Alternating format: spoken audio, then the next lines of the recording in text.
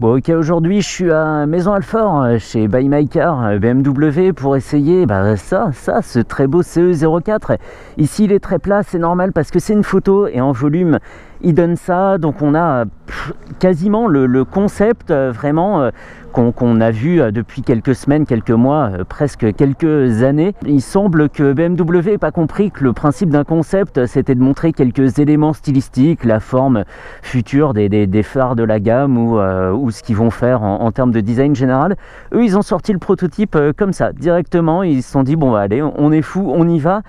Et franchement c'est hyper réussi, ils se sont vraiment tenus à ce qu'ils avaient présenté en concept, je me répète, un design très très tranché, on aimera ou on n'aimera pas, c'est comme d'autres machines, par exemple chez KTM c'est souvent le cas aussi, on aime ou on déteste. Ils remplacent donc le C-Evolution qui était arrivé sur le marché en 2014, donc il y a déjà 8 ans. Le CE04 existe en deux versions, ici c'est la version 11 kW, l'équivalent de 15 chevaux en puissance nominale. En puissance max à 4900 tours minute, il fait une trentaine de chevaux, là où le 15 kW en fait 42. 4900 tours, c'est pas grand chose. Le couple est dispo à 1500 tours minute. J'ai dû relire plusieurs fois cette information tellement ça paraît fou. Ce petit moteur de 11 kW devra déplacer 231 kg, c'est 44 kg plus léger que le C-Evolution, donc c'est pas mal, avec évidemment des masses, on l'imagine, réparti sur le bas du véhicule, moteur, batterie, tout ça situé assez bas, donc pour le centre de gravité c'est pas mal. On va aller d'avant en arrière. À l'avant on a une jambe de 15 pouces avec deux disques de 265 mm de diamètre pincés par des étriaux 4 pistons. Ils sont radiaux, on le voit pas, ils sont cachés derrière ce très gros garde-boue. Ça rappelle un peu les garde-boue qu'il y avait sur la BMW K1 par exemple, une moto qui était très très carénée, faite pour la vitesse, et ça m'en rappelle un petit peu ça, sans que ça soit vulgaire parce que c'est du plastique dur, c'est très très bien fait. À l'avant, le pneu c'est un Pirelli Diablo Rosso Scooter, il fait 120 de large, à l'arrière il fait 160 de large sur une jambe de 15 pouces avec un étrier simple piston. La question qu'on se pose évidemment quand on le voit comme ça, c'est très joli, la roue galette comme ça, mais comment on fait passer un antivol dedans? Donc à l'arrière c'est pas possible clairement, à l'avant c'est un petit peu ajouré ici, donc ça paraît faisable, mais un U ça sera pas possible parce que le disque est dans l'axe du trou, donc plutôt un Boa ou quelque chose comme ça. Il coûte 12 150 €, c'est presque 3 600 € de moins que le C-Evolution, donc c'est pas mal. On va rediscuter du prix un petit peu plus loin parce que c'est souvent ce qui fait pas mal jaser. Ici il a une bulle haute, on le voit souvent avec la petite bulle orange qui est une sorte de planche en plastique, et là il a la bulle haute et large en plus, donc c'est parfait. Il a la selle confort qui amène la hauteur de selle à 80 mm contre 780 pour la selle normale, celle qui est vraiment très très plate. Et ici on a le modèle Confort 1 si je dis pas de bêtises. Il y a aussi le Confort 2 où cette petite bosse est encore reculée, laissant un petit peu plus de place au conducteur. Et ce qui est marrant, il y a des petits détails ici, là, des tranches 1, 2, 3, 4 pour déterminer la profondeur de ton fessier. Moi je pense que je fais un bon 3,5 sur la selle. Est-ce que c'est tout? Oui. Et puis maintenant on va y aller. Il y a une marche arrière, je sais pas du tout si je vais l'utiliser. Évidemment le bouton, j'oublie toujours le bouton. Ok, c'est parti.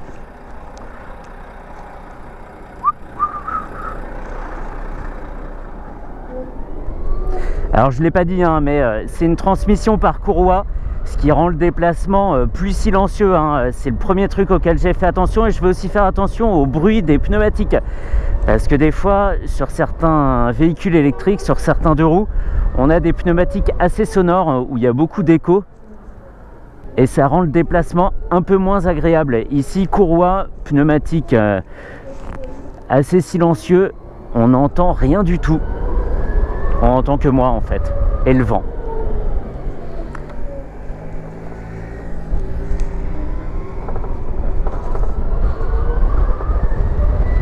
Alors je ne l'ai pas dit, mais on atteint la charge complète en 4h20 sur une prise normale, en 1h40 avec le chargeur rapide, et si on veut partir avec 80% de la batterie, ça prendra 3h30 de recharge.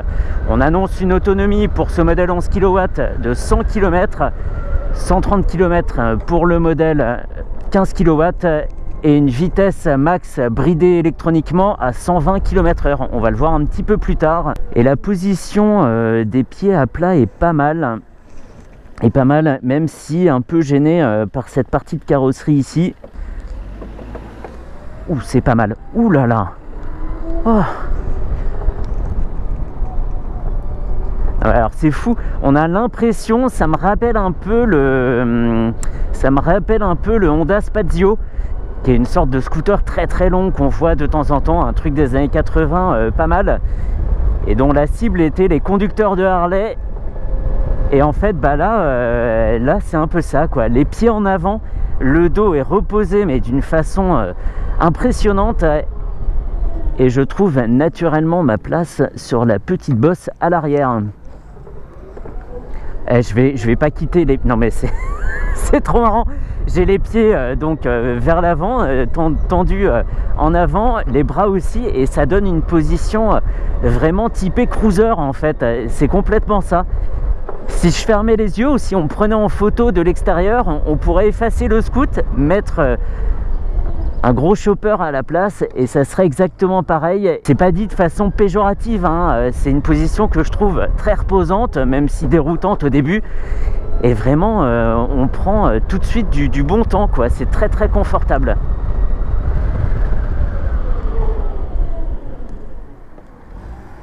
Et je t'avais vu, hein. Je trouve la fourche un peu ferme d'amortissement. Ça tape pas mal à l'avant et ça résonne dans le scooter en plus. Alors je n'ai pas dit non plus, mais on retrouve donc l'écran TFT de 10,25 pouces où on peut afficher donc une partie ordinateur de bord sur le tiers droit et les informations de route, on va dire, sur les deux tiers gauche. On peut aussi en associant son téléphone par Bluetooth, avoir le GPS, et là de la même façon, soit sur les deux tiers gauche avec le roadbook à droite, soit juste sur la partie droite avec donc toutes les informations de roulage à gauche. Justement à gauche, on retrouve la vitesse, la température extérieure, le pourcentage de charge de la batterie. Si on est à 47%, il nous dit qu'on devrait recharger dans 42 km si on continue comme ça. Et on est en mode road. Il y a trois modes de conduite. Il y a le mode rain, il me semble. Il faudrait que j'aille dans les paramètres. Je vais m'arrêter ici. Hop là. Alors, dans les paramètres, mon véhicule. Ah, j'adore cet affichage. Trop beau. Et je le vois là sur la photo, il est blanc. Il existe en blanc et en gris pour l'instant. Ordinateur de bord, ordi de voyage. Parfait. Pression, gonflage des pneus. Besoin de maintenance, c'est pas tout de suite. Ok. Et si on essayait la marche arrière? Eh ben voilà, nickel.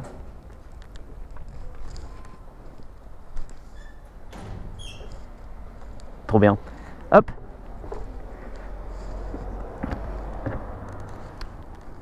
Où est la béquille? Où est la béquille? Elle est là. Non, ça tourne toujours. Ok, il y a le câble là-dedans. Et le casque se met pas tout droit. Le casque, il faut le rentrer légèrement de biais. Mais ça fait déjà un bon coffre pour un scoot qui est si épuré, quoi. T'as la selle en bloc et dessous, coffre. Batterie, moteur, nickel. Ouais. Mais ils auraient pu faire un truc traversant. On aurait mis les baguettes dedans. Et c'est un compartiment qui est éclairé, ça c'est cool. Et par contre, j'aime pas du tout la gâchette électronique. C'est un truc de plus qui va tomber en panne et c'est pas... Ils auraient fait un truc mécanique avec un ressort, c'était bon quoi. Mais là, il y a déjà un ferrin, donc normalement ça suffisait. Bon allez, comment on sort de là? Marche arrière, hein? Y'a pas? Si. Bah ouais, hein. Regarde comme ça.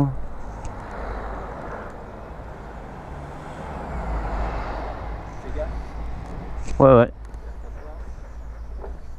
C'est ouf parce que la poignée elle est démultipliée de dingue en fait en marche arrière. Tu peux être poigné dans l'angle et il bougera pas vite. Allez, à toutes.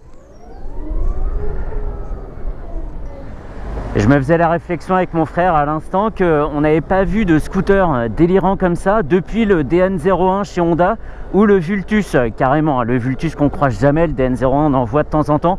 Mais des scooters délirants comme ça, et bah franchement... ça fait du bien un petit peu dans le paysage. C'est vrai que c'est cool et on commence à en voir, hein. Alors pas mal évidemment en région parisienne parce que c'est un peu le cœur de cible. Visiblement les ventes ont démarré très très fort pour le produit, donc c'est très sympa. Ça veut dire qu'on va en voir pas mal et que ça donnera peut-être des idées à d'autres constructeurs, donc ça c'est encore mieux. Allez, pendant que je déambule en ville, on va regarder ce que propose BMW Motorrad Assurance pour le lancement de ce CE04. Ils ont une offre avec 3 points forts. Le premier, c'est que le tarif, c'est un forfait. Si on a plus de 20% de bonus, on paiera 35 € par mois. C'est comme ça et pas autrement. Et si on a moins de 20%, ça sera 40 €, ce qui n'est pas énorme. C'est une offre qui s'arrête le 30 juin. Le deuxième point intéressant, et on l'a vu tout à l'heure, le câble de recharge, s'il est volé ou perdu, c'est pris en charge par l'assurance. Et le troisième point important, c'est que BMW récompense les conducteurs de CE04 en leur offrant 1 € tous les 100 km sur leur cotisation future, sur la cotisation 2023, dans la limite de 50 €. Ça veut dire que si on roule 4000 km dans l'année, ça fait une réduction de 40 € sur la cotisation de l'an prochain. C'est plus d'un mois offert, donc c'est pas mal. C'est pas mal. Si ça peut inciter les gens à plus utiliser un véhicule électrique comme celui-ci, c'est franchement une bonne idée. On regarde quand même le détail avec la présentation en images et moi je vous reprends tout de suite après sur la voie express.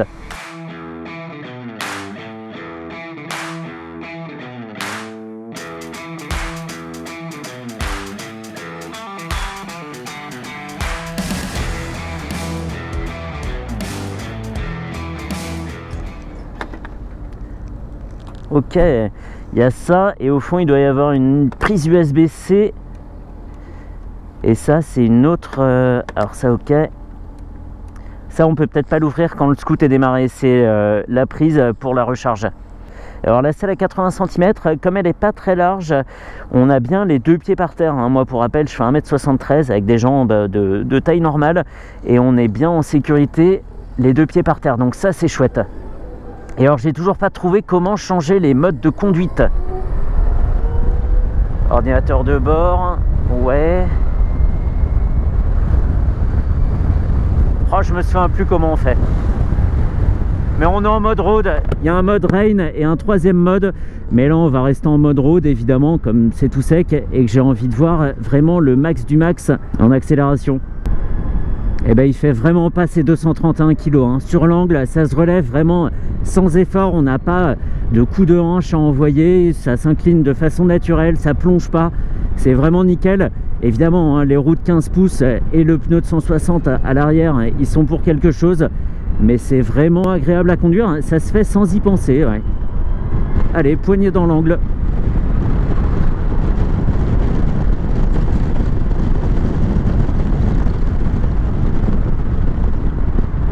Sans être violent comme d'autres 125 électriques, mais des 125 électriques plus légers, l'accélération est sympa, très très linéaire, hein. On voit clairement arriver le truc, on n'est pas surpris, on recule pas sur la selle, on n'a pas les bras qui s'allongent. Rappelons quand même que c'est la version 11 kW, hein, donc avec une puissance en pic à 30 chevaux, mais c'est quand même sympa. Ramener dans le contexte que c'est donc un équivalent 125, on a des prestations qui sont supérieures à un équivalent thermique. Un Burgman 125 par exemple accélérerait pas aussi bien. Et la vitesse en pointe est aussi plus intéressante qu'une 125 thermique. Vas-y hein mon gars. Et il veut pas hein.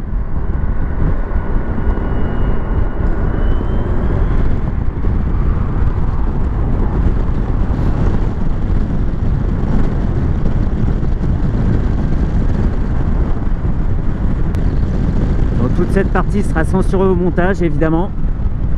Et la bulle, enfin appelons pas ça une bulle parce qu'une bulle c'est rond et que là c'est plat. On va dire que la plaque de plastique à l'avant dévie très très bien le flux malgré sa forme simplissime. On a du bruit dans le casque mais très légèrement, ça tape vraiment sur le dessus du casque et ça fait que passer sur la tête du conducteur. Pas de pression sur le torse, donc ça c'est nickel. Et même à rythme soutenu, on a vraiment pas beaucoup de bruit, ni dans les pneus, ni dans la transmission. On se déplace dans un silence monacal. Et la vitesse max, je le disais, hein, plus importante qu'un 125 thermique, ça se vérifie, hein. On est facilement à 130, on arrive à garder un 130 km/h continu. Ça veut dire que bon, on pourra aller à 130, ça c'est quelque chose, mais surtout qu'en étant à 110, ça nous laisse cette marge de 20 km/h pour pouvoir doubler tranquillement, se dégager d'une situation dangereuse, et c'est vraiment un critère à prendre en compte. Parce que avoir un véhicule qui va à 110 max, c'est bien, mais qu'est-ce qu'on fait si on veut faire plus? Et bien la réponse, c'est pas grand chose. J'aurais bien aimé avoir un réglage, notamment de la puissance du frein moteur, mais là je l'ai pas. Parce que ce que j'aime bien faire quand je suis sur un 2 roues électrique, c'est anticiper les obstacles, couper le gaz, laisser le frein moteur agir, pour un peu économiser les consommables et notamment les plaquettes de frein. Ça, c'est quelque chose dont on parle pas assez sur les véhicules électriques. Il n'y a personne derrière, il s'arrête, il pile, 0 km/h, 1, 2, go. Oh, oh. Ah oui, d'accord, le 0 à 30 est carrément sauvage. Ça m'a donné un coup. Heureusement qu'il pèse 231 kg, sinon j'aurais levé la roue, je pense. Et là, je suis comme au cinéma. Il n'y a pas de bruit de moteur, pas de vibration. J'assiste juste au trafic. Tout en restant bien vigilant parce que ça finit par venir vite quand même, hein. Et la relance est bonne. On fait 100, 110, 120. Ça marche bien. Faudra faire attention, hein. Encore une fois, je le dis, hein, mais à chaque 2 roues électriques que j'essaye, faut surtout pas se fier à la fiche technique. Il y a les données et il y a ce qu'on ressent et ce que la machine délivre. C'est tranquille, hein, la bulle bloblote un peu. Je sais pas si elle est montée sur caoutchouc ou quoi, mais elle est un petit peu souple. C'est pas gênant, mais visuellement ça fait toujours un peu bizarre d'avoir quelque chose de mobile comme ça dans le champ de vision. Mais sinon très très bien. Et le prix, donc je reparle du prix. 12 150 €, c'est le prix de base. On a l'écran TFT, le démarrage sans clé, le coffre éclairé, etc. de base. On a plusieurs packs, des packs City, etc. Ça c'est classique chez BMW. Mais pour 12 000 €, on a un produit très sérieux. BMW maintenant a quand même une expérience qu'on pourra qualifier de solide en véhicule électrique, hein. Ils ont 8 ans de recul avec le C-Evolution sur tout ce qui est vieillissement des batteries, comportement du moteur, etc. Donc c'est pas négligeable, hein. C'est pas un saut dans l'inconnu. Et il y a des constructeurs indépendants qui ont des produits moins chers mais que je trouve moins bien. Ici on a un très gros parti pris stylistique. C'est pas un bête produit, hein. Il y a beaucoup de matériaux, il y a beaucoup d'éléments de carrosserie. C'est quelque chose qui alourdit la facture et c'est vraiment un produit, je pense, qui vaut son argent. Ça vaut jamais vraiment pile le prix, évidemment, parce qu'il y a du marketing, il y a la nouveauté, on paye l'effet waouh, évidemment, le fait d'être un des premiers à l'avoir. Mais c'est, à mon avis, un bon produit, et pour le prix, ils se sont pas trompés chez BM. Je trouve pour une fois que ça les vaut. On a le sérieux de la marque et quelque chose de très novateur.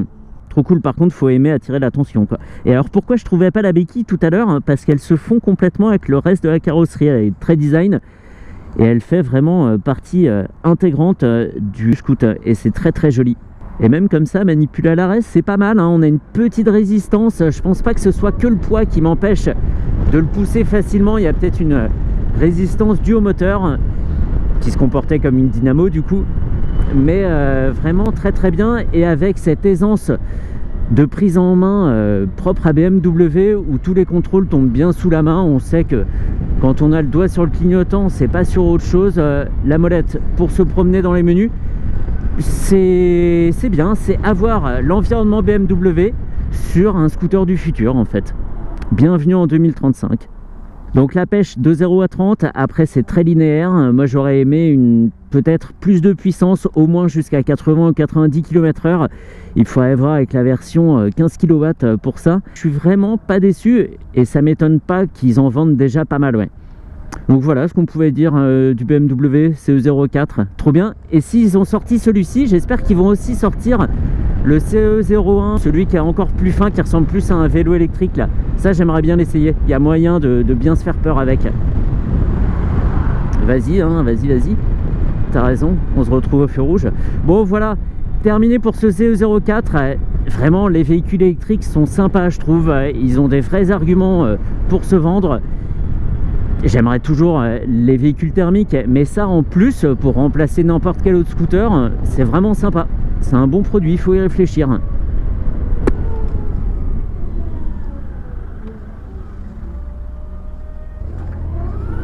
Et ça repart. Je vais trop vite.